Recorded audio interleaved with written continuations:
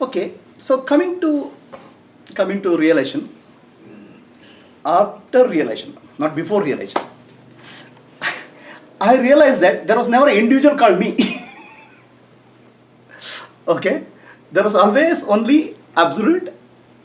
There was never an individual at all. It's only the pure consciousness which was there. The individual was a shadow. Okay, but while I am living, this shadow seems to be very powerful. I am living. I have a freedom. I have a free will. So I would say that there was never a free will. There is nothing called free will. And the free will is, again, like time and space, is another illusion which we are having as an individual person. So Ramana Maharshi says, somebody asked Ramana Maharshi, is there a free will? Ramana Maharshi said, yes, there is possible for you to become free from will. There is nothing called free will. So, what's your opinion on free will and destiny? My opinion on free will and destiny, well,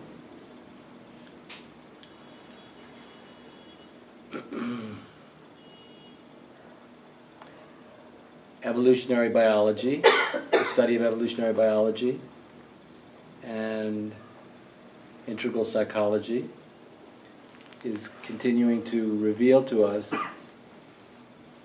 that human beings are even more conditioned at multiple levels simultaneously than we even previously understood, because we always knew that we were conditioned, but now the complexity and level of conditioning is even more than we previously understood. So we're conditioned by a lot. There's biological conditioning, emotional, psychological conditioning, cultural conditioning, religious conditioning, metaphysical conditioning.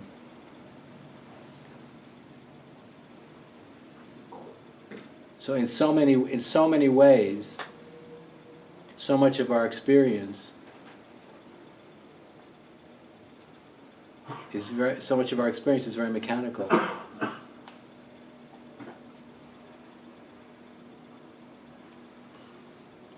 But in spite of that, I'm convinced that we all have a measure of freedom to choose.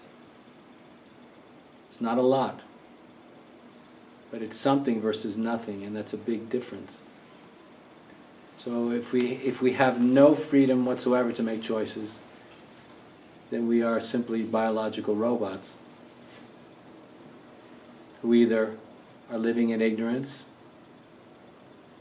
or living in the divine recognition that we were never born and never entered the stream of time, therefore nothing ever happened and therefore there's nothing we have to do about it. Or there's a recognition of the fact that we are biological life awakening to our own true nature as this creative energy and intelligence, and in that simultaneously becoming aware of the fact that how deeply conditioned we are biologically, emotionally, and psychologically, culturally, metaphysically, in so many other ways.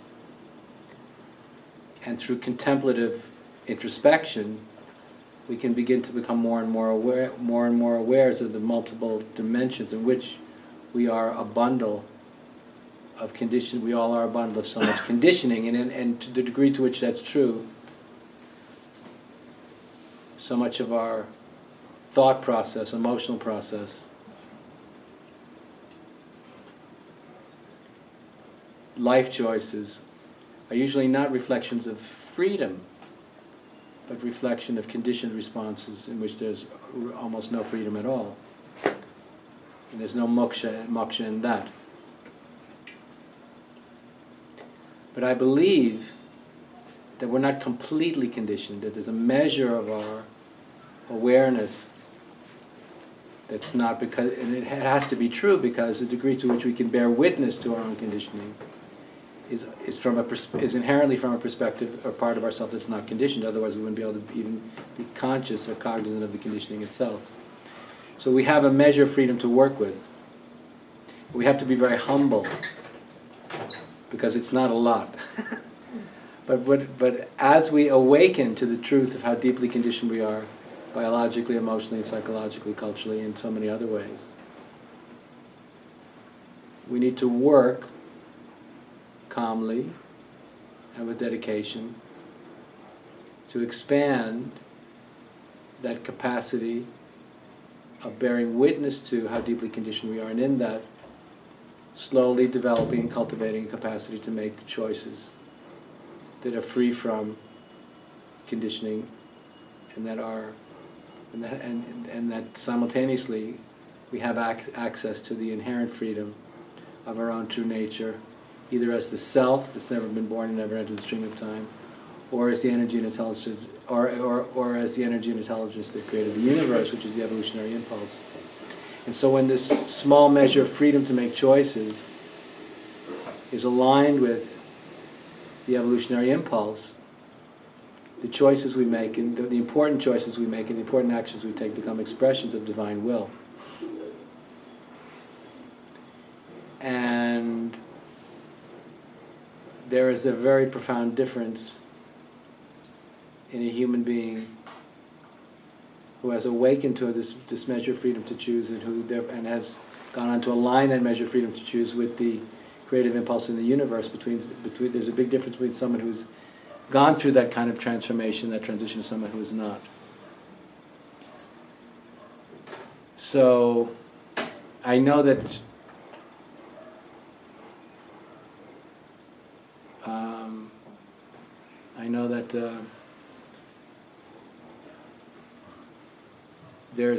there's some, the materialistic science tells us that there's no such thing as free will, and also some teachers of radical non-duality teach us the same thing. But I respectfully hold my position that for all the reasons that I explained, we've been given the gift of a measure of freedom to choose, and part of our spiritual sadhana, as I understand it, a significant part of that sadhana, that spiritual practice, is learning how to cultivate patiently and consistently, with great awareness and awakened intention, to slowly cultivate this capacity to make free, not just free choices, but because when you say just a free choice, it means the ego can do whatever it wants. It's not what I mean. It means a choice that comes from a deeper source. It comes from a deeper motive that has nothing to do with the ego.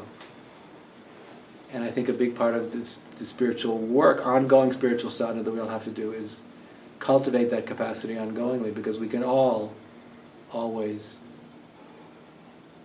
from a relative perspective, do more, become more liberated in our actions and in our choices. And that requires an enormous amount of dedication, commitment. Because it's easier to say, there's nothing I can do.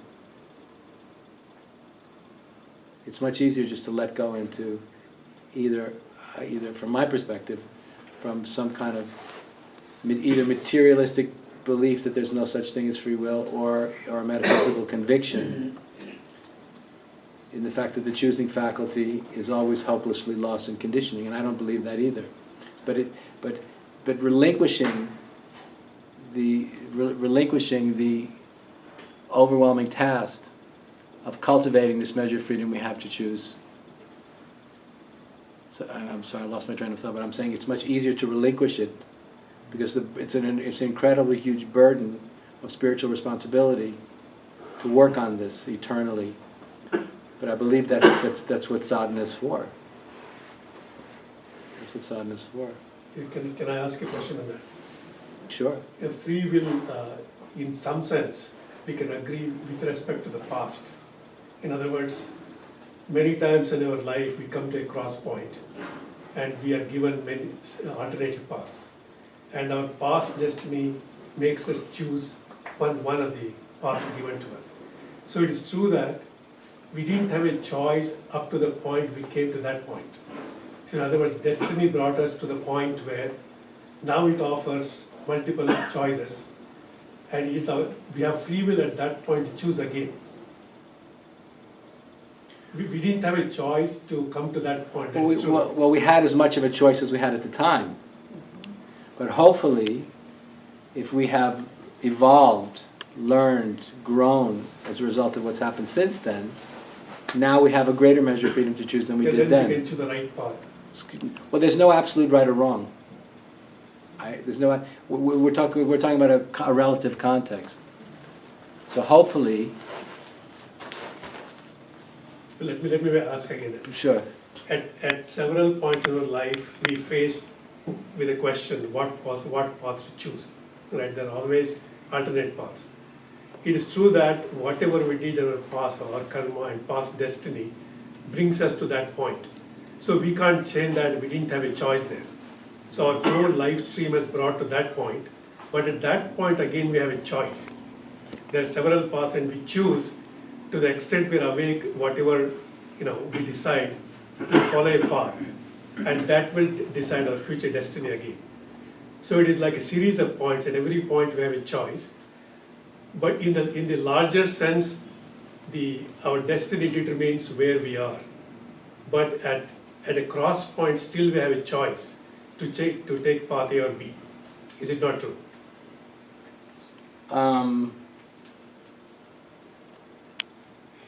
In other words, Just at repeat the the question for recording sake. Repeat his in other words, question. at the macro I'm not sure level, I can it's, repeat. Can you repeat it? Yeah. Sorry. His question is, the destiny brings you to, at every point of time, Yeah. the destiny brings to a certain place. And at that place you have branch off, multiple paths available. You have a choice at that place. So the choice, the destiny and the free will Yes. I understand. works simultaneously at a given every point of life. Is that question correct? yeah, in other words, at the macro level, it's true, we don't have free will. Our life and the destiny flows in a certain way. But at several points, in the micro level, we have a choice, Exactly. right? So was a very respected evolutionary thinker, Alfred North Whitehead, who said that every instant in time brings with it the potential for novelty. And in the creative process in the universe, every moment brings this opportunity for novelty. So, the degree to which our mind and our self and our soul has been liberated from blindness, from unconsciousness, from conditioning, will be our capacity to recognize the potential for novelty in the next moment and the next moment and the moment after that. The degree to which we have not awakened from being completely blind and hypnotized by conditioning and by history will be the degree to which we don't recognize this potential for novelty. And a big part of awakening is recognizing that extraordinary potential for novelty, for newness, for the freshness of that which is new, how that's always available. And in an evolutionary understanding of moksha, that is the sweetest fruit, is the direct cognition and knowing of that potential for novelty. And in the potential for novelty is not only liberation from our own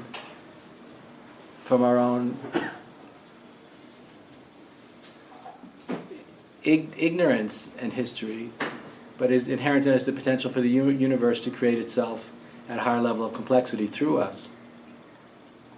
So every moment is bringing with it an opportunity for novelty, or it isn't. And I believe that it definitely is. But I'm just repeating what I was just saying. But to what degree do we recognize that? And most of us are so lost, blind, so lost in the conditioning of the mind and the conditioning of the self, the small self, the psychological self, that we don't recognize it. It's right there, but we don't see it because we're so hypnotized by the narrative and the drama of our psychological history, of our cultural history. We just can't see it. Someone says, "Wake up! That's not the only truth." And just like pulling someone's head up, said, "Don't you see what's there?" And people say, "No," and then they fall back asleep. This is the tragedy of ignorance, that we keep falling asleep, and to whatever degree we fall asleep, we're lost in the dream that Prabhuji is speaking about. And the dream is painful. It's spiritually stifling. It's spiritually stifling, and it suffocates the soul. And this is often what happens so much is sometimes people awaken for a few brief seconds, and then they fall back to sleep again. And the minute we fall back asleep, we lose touch with the awareness of the profound novelty, the opportunity for novelty and for creative potential that exists in every moment. So I don't see it as black or white, because in the way I hear your question presented, it's either one way or the other. And to me, that leaves out a lot of the complexity that inherent in all this. So in the same way Prabhuji keeps saying, it was never really happening from the perspective of the deepest part of the self. In the same way, if this potential for novelty is ever existing as an absolute truth of every moment, that has greater reality than the relative significance of our conditioned experience. And that's a big deal, because that means that we all have an opportunity in every moment for a liberated, deeply creative / liberated, deeply creative / liberated relationship to the challenge of being human. And that's the big opportunity. But we have to be careful not to overly, from my perspective, not to overly simplify the challenge. Actually, So what you are saying, as I want to understand, what you are saying is, in the presence, if we have awareness, there is a choice. But if you are in ignorance, you tend to go by your past filters, and therefore there Correct. is no choice. Yes. Correct. so That's in the, so the whole thing is in the presence. Are you exercising your awareness, or you are deep in ignorance? Depending on that, you are saying there is a chance for free will to be manifest. yeah, Yeah, but it's not free will of the small self. It's not the free will of the small self. yes. The ego says I can do anything I want whenever I want to do it. That's the small self. That's not the free will I'm talking about. So when It's you are the free will of the small self, capital anyway, S. the awareness is not unfiltered, right? No, but it's the free will of the self with a capital S that's been liberated. So, just to ask, my ability to discriminate what action is driven by ego or it is not driven by ego, and based on the taking that action, is it a free will? I don't think so. Okay. Okay, I'll answer that question. See, the entire evolution which is speaking of, okay, is evolutionary impulse. The entire evolutionary impulse, what science says, is a survival of the fittest. But really, evolutionary impulse is seeking happiness. The entire evolution of animals, living beings, everybody, okay, they are trying to seek happiness, greater and greater happiness. That's the impulse which is coming from the higher self, because happiness is the nature of the self. So our entire life is driven towards the happiness. Now what gives me real happiness, okay, which gives me better and better happiness, is my learning. Okay, it takes time, effort and lifetimes to become better and better. Now at any point of time I am confronted with a choice. Okay, so I have two paths to choose. So which one I will choose? I will choose one which gives me more happiness. My always question is, what gives me more happiness? Okay, my choice is always based on more happiness and less suffering. So that is the impulse which makes me choose. It's an evolutionary impulse.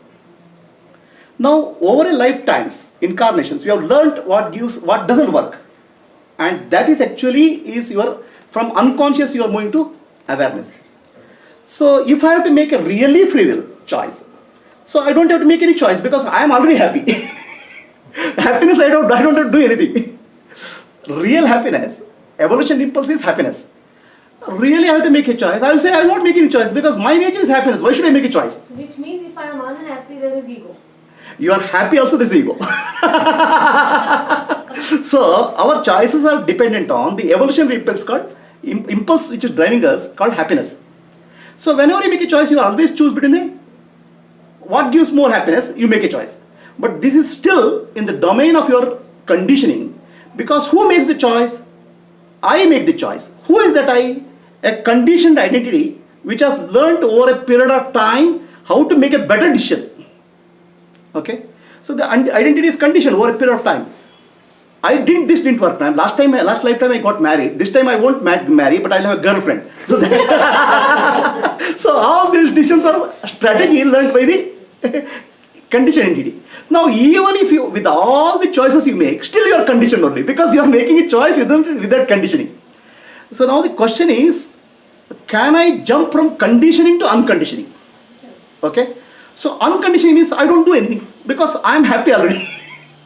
So I drop my decision making process. So Ramana Maharshi says, whatever choices you make, be still in the domain of conditioning. But you have a choice to become free from the will, because now you are not choosing conditioning. You can choose your happiness, which is absolute. So, but that doesn't happen overnight. Okay, that is a real spiritual jump. So now everything in our life is a cause and effect conditioning. So from conditioning to unconditioning, how does it jump? Is it evolutionary instinct or is it grace? What is the role of grace and evolution instinct? This is the next question. Is it like pulling a rubber band? What is pulling rubber band? It goes to one stretch, then you have to leave. No. Question is who has to leave? See, because whatever your actions are within the conditioning only. So you have to come to a point. Okay. See, this is actually what. You have come to a point in spirituality. You are over a lifetimes. You have come to a point. You have tried every damn thing, and that damn thing you have learned. Now you come to a point. Enough is enough. He goes to Guru and says, I want to die. So you have come to the end of your experimentation. So, but till that point of time, all your decisions are conditioned, all conditioned decisions are in the domain of destiny. So then, when you want to give up, you are fed up with conditioning, so you want to give up. That is the point you surrender. That's what means we surrender. I want to die means, when he says that, I want to die means, I want to surrender. Now, no longer decision making is conditional. So, you have tried out everything, including the social life, spiritual life, all sadhanas you have practiced. And you have come to a point, yes, beyond this I can't go. That's the point a real surrender happens. And that real surrender, you drop all conditioning and the unconditional pull you pull up. That's what I call grace. I agree. Okay. So, then I have the question which you are saying, that when there is a choice, when a choice is being made by me, it is not the small I, but the small self, but the big self. That I am choosing the choice of the big self. That's what You're How is that? allowing. Huh? Allowing. Not choicing. I'm You're allowing- not making allowing. a choice, but allowing. I'm allowing the choice of the. You're allowing the big self to be the doer. To do whatever. So that's what he's saying is okay. So that's where. And therefore I you didn't say mean it's that. not Is that what you are saying? I didn't mean that. Huh. So that's what I want to know. So, No, because Prabhuji's emphasizing that nothing's happening. I'm emphasizing that something's happening. Perfectly right. But I want to know your subject of I and one. Who's the I there and who's the I here? Because I think that we're fundamentally agreeing, but we're holding a slightly different perspective, but we're fundamentally saying the same thing. But the most important thing in relationship to the choice issue is that the freedom of choice that I'm speaking about is not the freedom of the ego to make its own choices.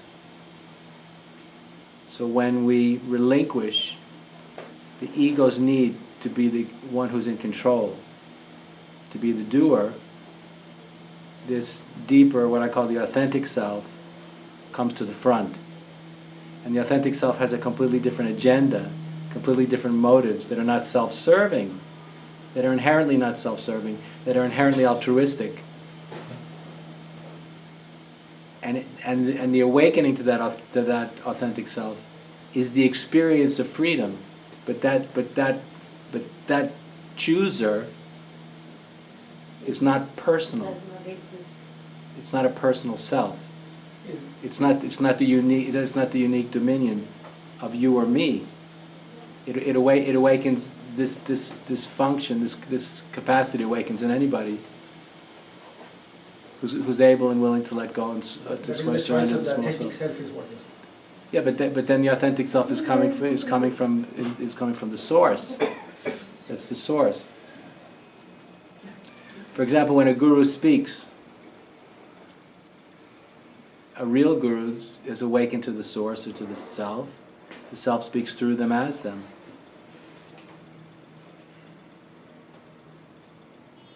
And there's an awakened motivation in that self, an awakened compassion, and an awakened evolutionary motive that speaks through the body, mind, personality, and the appearance of the small self of that individual, which now has been displaced by the source of the true self. So, does what I'm calling the authentic self, which speaks from the source, have free will? Not really. Which is, I think, what you meant. Yeah.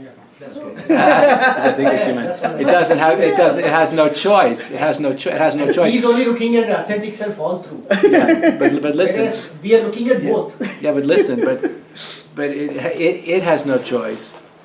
But from the perspective of the small self, from the relative self, it looks like a choice, but it becomes, from the liberated perspective, it's a choiceless choice. So you have apparent choice, believe you have a choice, and work accordingly, and whatever you do will be according to your destiny. In the small self made a claim, I made a choice. You can make a claim, okay, for whatever is happening through you.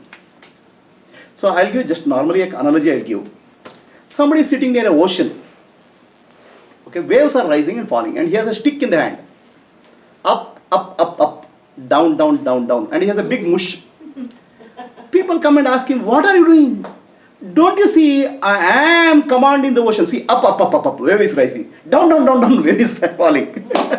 So that is the choice which a small I has.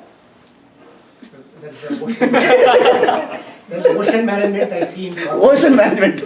That you see very well in the corporates. So Prabhu, actually if we really see that till that peak point, that realization takes place, there is free will, because there is some amount of discrimination that one has to apply based on his past.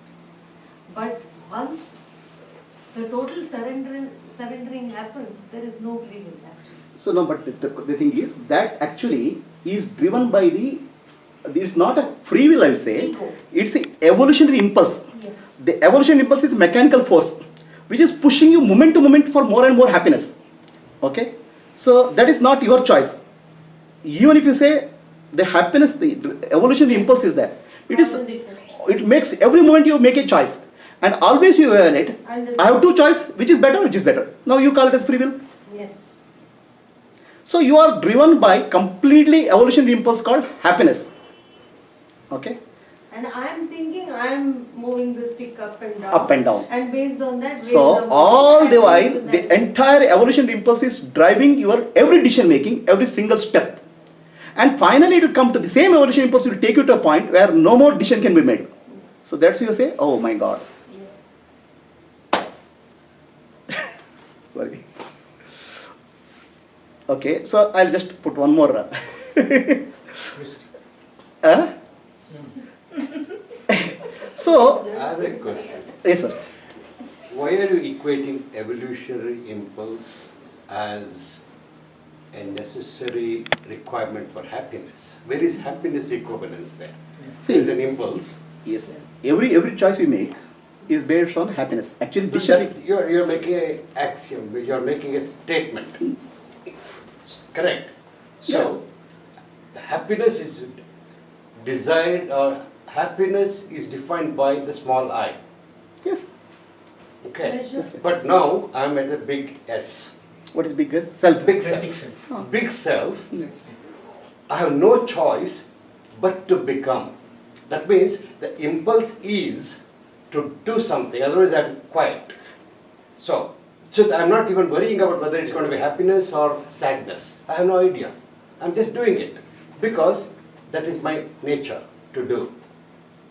Okay, because I cannot, quote unquote, I cannot sit quiet. Like 4.3 billion years ago or 14 billion years ago, God did not want to sit quiet. He just got that impulse to do something. He did not know whether it's going to be happier or sadder. So, I have reached a level of, let's call it ultimate consciousness. Let's not use the word grace. Grace means somebody has to give it to me. Yes. Consciousness means I have evolved to a level where Right. I just do. I'm not asking for happiness. It is just my job is to do Are you? without expecting a return on investment. That's what I'm saying. Are you speaking from the smallest or biggest perspective? Because I've already reached the biggest. Oh, that's okay. That's okay. So That's, that means yeah, that free will is there is only one free will, which is to do. No, I'm saying, but there is no doer. The problem is there's a do, but there's no doer. So the whole question of identity and lack of free will comes from the doership. Correct. So now when you have reached this stage, you are already become biggest. There's no concept of doership. But who is to judge me? There's I'm the nobody. one who has to judge myself. There's no judgment because there's no judgment, there's no doership. There's action. That's The right. action without a doer, thinking without a thinker, experiencing without an experiencer. So when you have reached the stage, you already become biggest. There's no question of free will or no free will at that point. There's no need for a definition of free will at No, that point. we are speaking of a definition of free will just before that. How do you read that point is the question. So when you say enlightenment, there's a experience without an experiencer, doing without a doer, thinking without a thinker, knowing without a knower, and complete freedom from the effects of the what you are doing. So now if you have reached the stage, you are already biggest. Then the body-mind complex is just an instrument of that, the authentic self. So there is no longer you as an individual, smallest. The whole question of destiny versus free will comes for a smallest, not for the biggest. To ask again, same question. Even for a fully awakened soul like Ramana, let's take, as long as he's in body, mind and life, moment to moment there will be always choice. Yes, Even Yes. simply what food to eat, yes, whether to go to direction A or B. yes, yes. So that choice will be always there, and that soul has to decide. In that sense, free will is there. So that question I'll answer. Yeah. For an enlightened being, let us take the example of Sri Ramana Maharshi. He has to take a day-to-day decision making. The doing has two components. The conceptualizing and doing. The conceptualizing brings the doership. Okay, doing brings the action. So in the case of enlightened soul, the conceptualization function has gone. So I am doing is gone. But action is required. Whatever action is required for that moment is happening without a doership. So that action is appropriate to that moment without exercising a choice. And that action is called enlightened action. Actually, in my opinion, there's nothing called enlightenment. There's only enlightened action. Once you become enlightened, that's it. The concept of individual entity collapses. The doer, thinker. But still choice is there. No, the choice is for an entity, but there's no entity there. That conceptualizing entity is missing. So Ramana Maharshi, if you ask him, he says that's what has to happen. So his question, his answer will be always, it's happening rather than I'm doing. Action. Probably his question is there a small I, small s, and also the authentic self together coexisting? No, the smallest when we speak of, the smallest is always an entity which is a product of memory. Okay, I am so and so, I am doer. For example, when the child kicks a father, child has no doership. Okay, it is just action happening through body-mind complex. Enlightened soul, action is happening through the body-mind complex, and that action is called naishkarmya, a non-doership. In that non-doership, there is no concept of I am doing and I am exercising free will. Whatever is appropriate for that moment is happening through that. And now, who is doing that? There is nobody. It's a consciousness operating through that body-mind complex. So there is no s. Whatever is happening is just happening. Yeah, if he has exercising his free will, actually he is an enlightened being by definition. He has become free from sankalpa and vikalpa. Okay, sankalpa vikalpa is a property of an individual. Now, if he is still a sankalpa vikalpa, he is not at all enlightened. The moment you have dropped sankalpa vikalpa, there is a entity who exercises that free will is gone. So now what's happening is, as per the universal consciousness is there on the body-mind complex, whatever has to happen, the functioning consciousness will take care of that.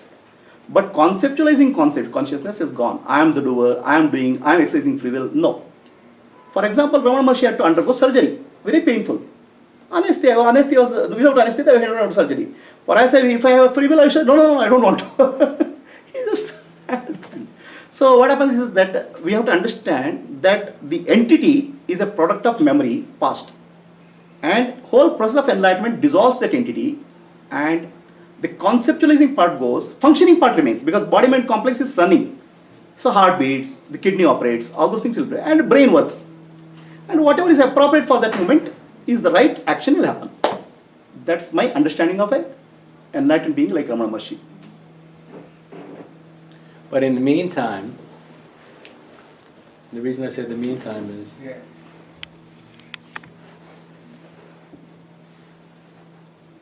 it's very rare that the small self falls away to that degree. Hardly ever happens. And if it does, it's an act of nature, in my opinion. It's nothing we can do. So therefore, for us mere mortals, who also are striving to become enlightened beings,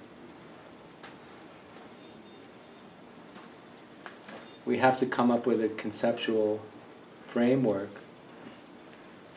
so we can become enlightened and still take responsibility for the unenlightened parts of the self all at the same time.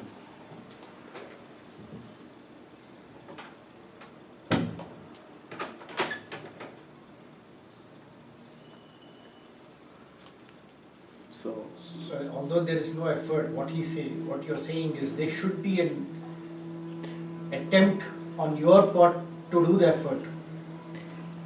Well, To do the effort to reach or to drop yourself or to surrender. let me put it this way: it's a little bit more interesting than that. So I've come up with a way to think about it that I think is helpful. So let's say for this example, let's say the sum total of who you are, who I am. Let's say it's 100%. This is a very simplistic way to think about it. So it's very reductionistic. So I apologize for that at the beginning. But I'm just doing it to make a point. So who has dominion over the body, mind, and personality? Who has dominion over this? So for the quote-unquote unenlightened person, it's going to be the fears and desires of the unenlightened self.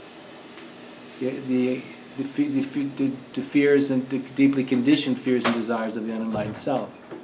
So if you observe the behavior of such a person, they're complete robots, they're conditioned robots, more or less.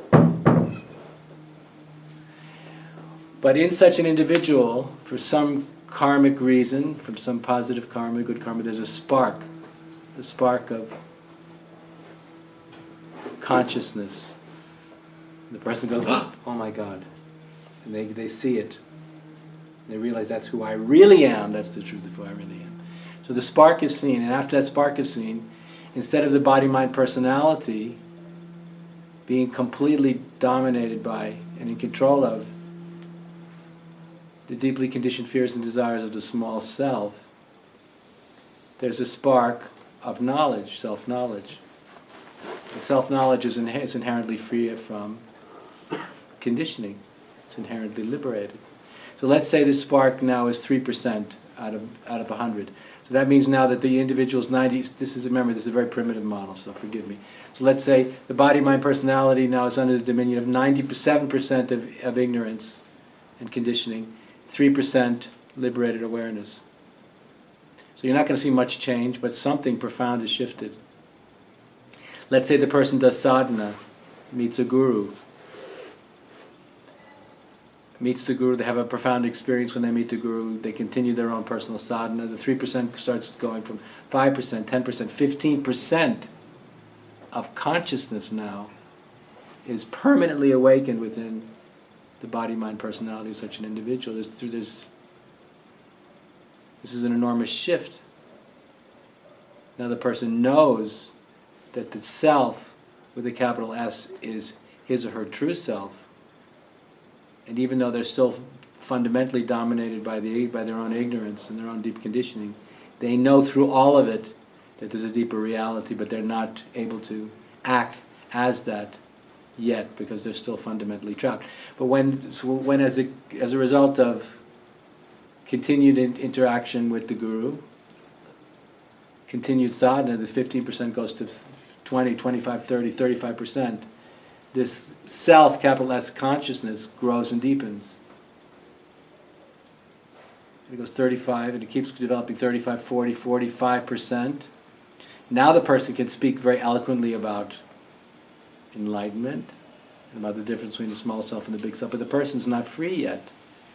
Because still, it's 55% of the dominion of the body, mind, personality is still from the unenlightened, conditioned self. And the big transition point happens when the shift of dominion over the body, mind, personality goes from 49 to 51%, when there's that shift. And when the consciousness has been awakened to 51, to not less than 51%, there's a shift. And now there's a fundamental position, knowledge of unconditional absolute freedom as who I am, as what the truth is.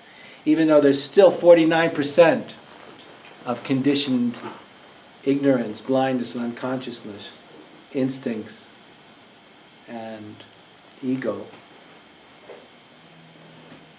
More than half of who we are knows what the truth is and is abiding in and as that truth. And the minute there's this shift from 49 to 51%, we become a different person. Because the choosing faculty now is being informed by what I call the authentic self, or we're calling the true self here. And such an individual begins to animate, transmit, vibrate with the truth of who they really are, however imperfectly. And then, as this process would continue, we go from 51 to 55 to 60 to 65%, and this is quite a bit.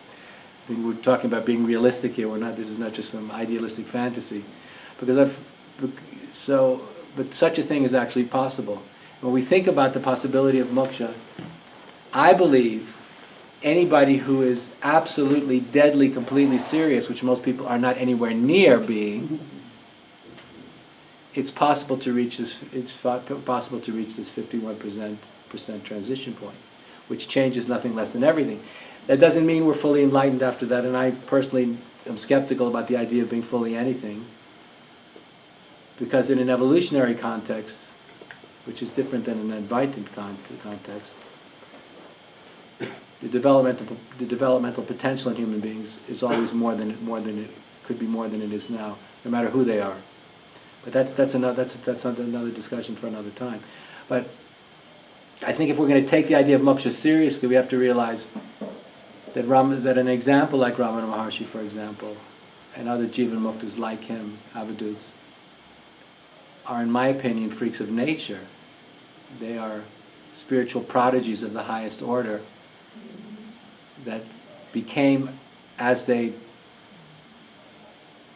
became the expressions of liberation that were due to forces that are beyond the mind's ability to understand, in my opinion. So we want to strive to, we want to use them to inspire us. But I think the profundity of their attainment mustn't inhibit our own willingness to take our own potential for profound liberation very, very seriously. You understand what I didn't understand. the profundity of their attainment, the rarity of it and its uniqueness mustn't intimidate our own belief in our own capacity to become profoundly awakened, deeply enlightened human beings with enormous power to effect good in the world as a result of that enlightenment. I agree with you. He is saying Olympic runner can run a marathon in this thing. Now, never compare yourself Olympic runner. We are running here. So Ramana Maharshi should inspire us, Buddha should inspire us, but let us not compare with their achievement with our this thing. Where we are, we'll continue and reach what we We can. should run to our capacity. Our capacity. Don't get me shocked by their. And therefore, don't say, I can't run and stop. I can't run and stop. So I think we are approaching the session. Actually, we didn't know how the time passed, so we went beyond time and space. What time is it now? How much time? How much Guess- no time has passed? Yes. So we are approaching the timeless. We are approaching 8:59 I didn't feel the passing of time. passenger. Does everybody know why we didn't feel it? No, it's just a serious question. Because when in the presence of the Guru, There's no time. no, if the Guru is truly abiding in the self as the self, then as Prabhuji was saying and I was saying, that dimension of reality, there is no time. So when you're awake or in the consciousness of timelessness, one literally does not feel the passing of time as one ordinarily does when one is not in that awakened feel of timelessness. And it's a tangible experience. So for example, in the entire time we've been talking, I wasn't aware of time passing at all, so I'm surprised. So we have gone into a dimension of timeless, spaceless, thoughtless, space. It's time to come back to time, space, and Maya. Even though it doesn't really exist. It doesn't really exist. So one last question, anybody?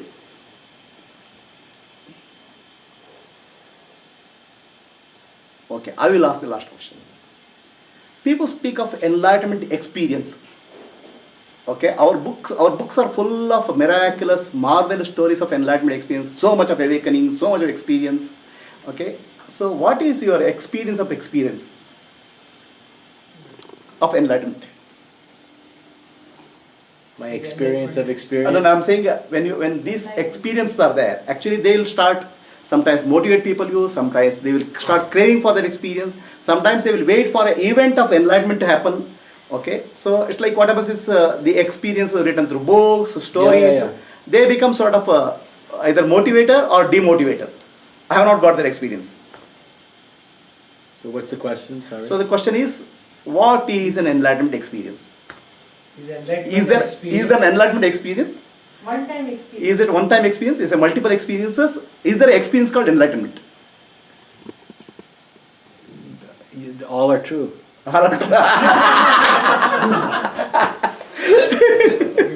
They're all actually true, paradoxically. Paradoxically. Because in the experience, you realize the truth that you were never born, that you never entered the stream of time. You realize that anything that can happen in time is mortal and therefore is not the truth. And at the same time, these experiences really do happen. So both are true. And I think that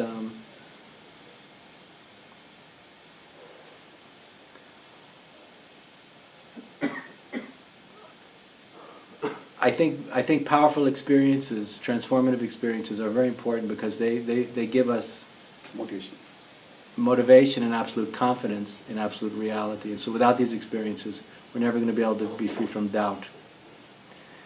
But at the same time, after we've had 1, 2, or 3 of these very powerful transformative experiences, but when I mean very powerful transformative experiences, I mean really very powerful transformative experiences. The kind of experiences that sweep you off your feet, that convince you beyond any doubt that the mind is an illusion. And then you're experiencing the reality of what people like the Buddha were pointing to. Then you know from your own experience that it's real, that it's not imaginary. But at a certain point, we have to let go of the need to have more experience. After we've become convinced by profound and powerful transformative experience, we have to grow up and realize, now I know what the truth is, and then we let go of the need to have more experience. And we stop being spiritual beggars. Please give me more, because how much is enough? Because the point is not just to have more experience so we can be convinced yet again, but to become an exemplar to the best of our ability in all our imperfection, to be radiant expressions of that divine reality and that divine truth in all our imperfection in this world. And in order to do that, we have to be able to let go of needing God to reveal himself or herself yet again and more and more and more. We have to let go of being a beggar. We say, thank you, now I know. Now I have no doubt. You are everything and I am nothing. And then we don't need to have more experience, because and then at that point the experience itself will start coming through us, not for us, but for other people, for other seekers. It's like saying, you got to be rich to know that their money is valueless. So actually, enlightenment is not an experience. Okay? In the sense, all the experiences belong to the domain of mind. What comes and goes, momentary, is motivated. It can be very powerful, transforming, but enlightenment itself is not an experience. Because you are not an experience for yourself. You are what you are. The self is what it is. Okay? And the only experience we have in life is always about the self. Every other experience is through mind and body, which is indirect. So, the enlightenment or recognizing myself is not an experience. It's dropping of other experiences. Okay? So, not giving importance to other experiences, recognizing my own true nature as the self is not an experience. It's a objectless cognition, and it's happening every moment actually. Now also it's happening. So only thing is we are overwhelmed by the other experiences. So that the dropping of the other irrelevant experiences, shifting our attention to what I am now, is enlightenment. It's not an experience because you are already always in the waking state, dream state, deep sleep state, you are already that. So it cannot be a new experience, but it is all other experiences which are masking that, shadowing that. You have to start ignoring so that your attention shifts to the real self, authentic self. So from that point of view, I will not say enlightenment is a big event. It's a shifting of attention from the irrelevant experiences to the relevant experience which is already there in the background all the time. So that's what I call as enlightenment, if at all it's the experience. Now once you do that, what will happen? Your individual self, which was craving for small experiences, big experience, small experience, all experiences, so that is no longer craving because it has found the source. Okay?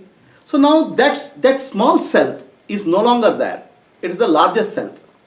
So now, whatever is happening is everything when you transact in the world, every moment there's an experience, every experience is divine experience, but there is no experiencer. Every thinking, there is a thinking, but there's no thinker. There's doing, but there's no doer. There's experiencing, but there's no experiencer craving for more experience. Everything happens moment to moment. So thinking, doing, functioning, feeling, emoting, everything without an entity. So that is actually the final experience. So in the first experience where you are experiencing yourself, I am. Okay, it is not an experience because it's already there, you are recognizing it. Okay, I am the reality. So that's not an experience because it's already there in all the background. Self is always, only thing which is there with always with you is the self. So what is there with you is not a new experience. So you are recognizing that. So then whatever small thing you are experiencing in the world, okay, that also self-experiencing itself because there's nothing other than self. So when I talk to you, when we eat fruit, when I see a mango, there's an experience, but there's no experiencer. There's nothing but self-experiencing itself in the domain of Maya. So there's only experience of self remains, but they are not fantastic or magical or magnificent. Simple, every experience of life transforms into divine experience without an experiencer. Amen. So this is just to remove the concept that we are actually crave for such and such experience, some light coming, all those things are okay. But everything belongs to the domain of mind. Self is not an experience because self is what you are. Recognize it, that's all, finished, matter is over. Okay, so with this we are coming to the conclusion of this session. We thank Sri Andrew Cohen. Thank you so much. And his wife, and Dr. Shankar and his wife for facilitating this, coming here and taking us beyond time and space. So now it's time to go back to time and space. So let us spend 5 minutes in the silence and close this session. Okay. Then I will have dinner.